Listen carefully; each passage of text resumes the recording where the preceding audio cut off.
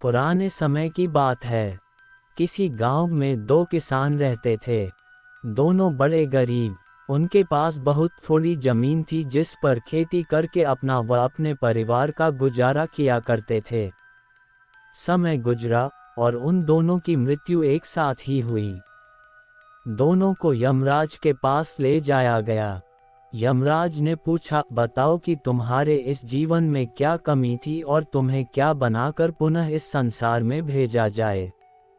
पहला किसान क्रोध से बोला, प्रभु, आपने इस जन्म में मुझे बहुत ही घटिया जिंदगी दी, कुछ भी नहीं दिया मुझे।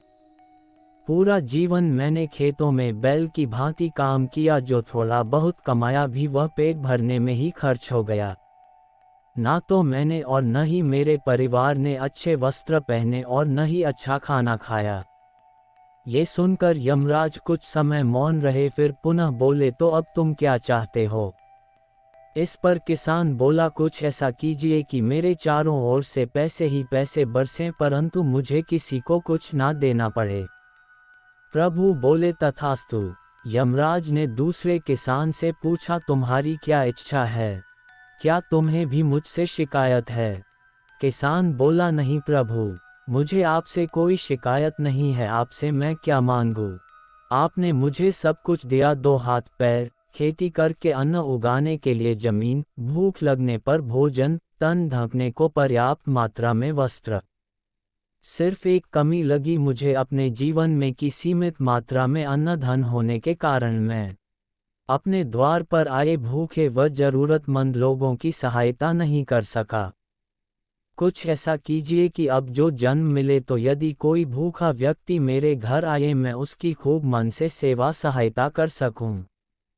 यमराज उसकी बात सुनकर प्रसन्न हुए और बोले, तथास्तु। दोनों किसानों को पुनः उसी गांव में जन्म मिला। समय बीता, दोनों बड़े हुए।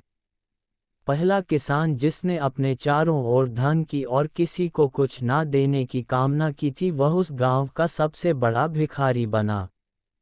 हर कोई उसकी झोली में धन डालता, किंतु उसे किसी को कुछ भी न देना पड़ता।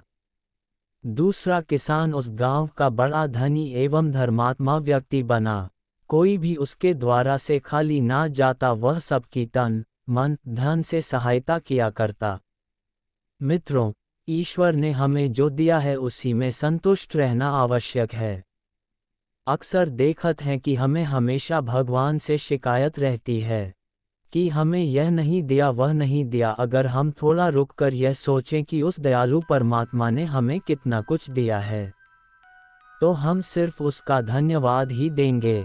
दूसरों की उन्नति को देखकर दुखी होने के कारण हम उन संसाधनों का भी ठीक प्रकार से आनंद नहीं उठा पाते जो हमारे पास हैं। दृष्टिकोण के दो पहलू होते हैं, सकारात्मक एवं नकारात्मक।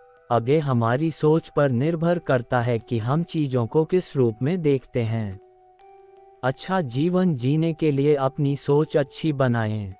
कमियां न निकालें, बल्कि जो कुछ भी हमारे पास है उसका आनंद लें और दूसरों के प्रति सेवा भाव रखें। दोस्तों, कहानी अच्छी लगी तो वीडियो को लाइक और शेयर करें और नई नई कहानी सुनने के लिए हमारी चैनल को सब्सक्राइब करें। धन्यवाद।